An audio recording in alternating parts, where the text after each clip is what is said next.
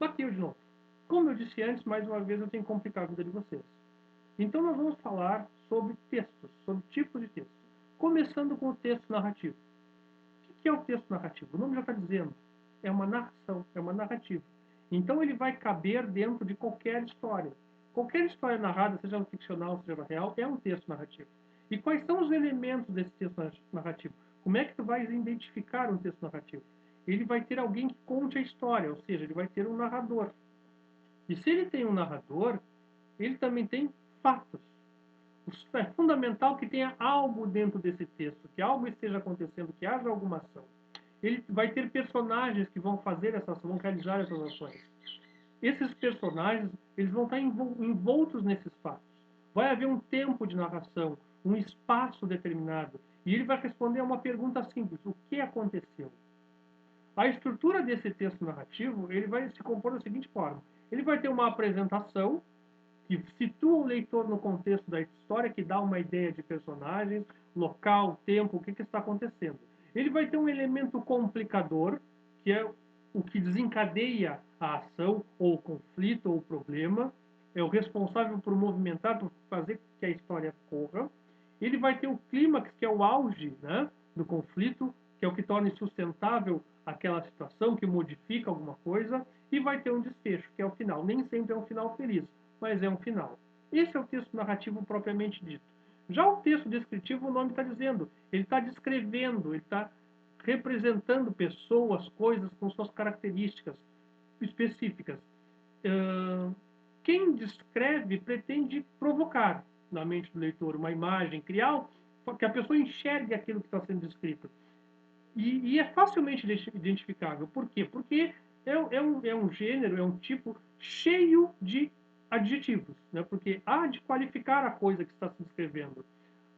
Utiliza-se figuras de linguagem como metáfora, prosopopeia, comparação, tem preferências verbais pelos verbos no infinitivo e responde à pergunta como é. A descrição ela pode ser objetiva, ou seja, quando se limita a descrever a coisa sem dar juízo de valor, ou subjetiva, onde aí tu entra a conotação emocional. Continuando, o texto argumentativo ele está defendendo uma opinião, defendendo um posicionamento, apresentando motivos e razões.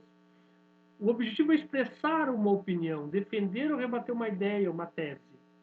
Quais são os elementos do texto argumentativo?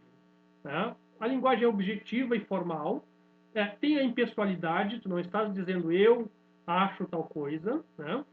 Tem coerência, tem finalidade, vai ser dividido em introdução, desenvolvimento e conclusão, onde esse desenvolvimento não necessariamente seja um parágrafo só, né? E ele responde à pergunta o que eu penso sobre isso.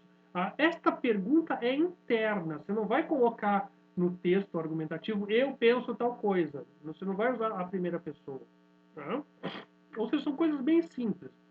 A introdução deve ser breve e clara, apresentando o tema, e já pode dar uma leve introduzida na tese. O desenvolvimento é onde tu vai desenvolver as tuas ideias, os teus argumentos, né? Vais explorar, vais expandir a discussão sobre a tese. E a conclusão é o resumo, é a síntese das ideias que foram levantadas durante a tua exposição de motivos. Passando para o texto explicativo ou expositivo, o nome já está dizendo, ele está expondo algo, né? Algo que alguém conheça ou que alguém compreenda o assunto. É informar o objetivo, é difundir um conhecimento. Os elementos do texto expositivo são informar o conhecimento, como eu disse, tem uma intenção didática, ou seja, possibilita que aquele receptor do texto conheça, descubra sobre o assunto, né? Aparece mesclado geralmente com outros tipos de texto, também tem introdução, desenvolvimento e conclusão, e vai responder a pergunta o que é e por quê. Tá? O texto instrucional, também chamado de injuntivo, mas instrucional é mais legal e é mais fácil de lembrar, ele está te dando ordens para te realizar uma determinada ação. Onde é que ele aparece? Ele aparece em receita, ele aparece em bula de remédio, né? Ele aparece em manuais, né?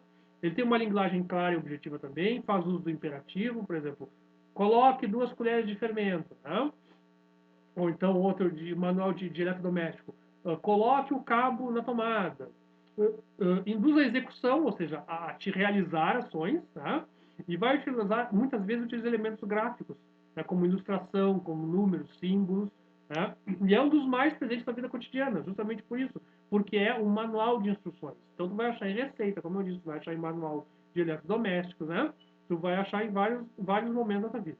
Eu espero que tenha sido útil. Eu vou colocar à disposição de vocês também esse texto, vou mandar para o WhatsApp de vocês. E até uma próxima aula. Muito obrigado.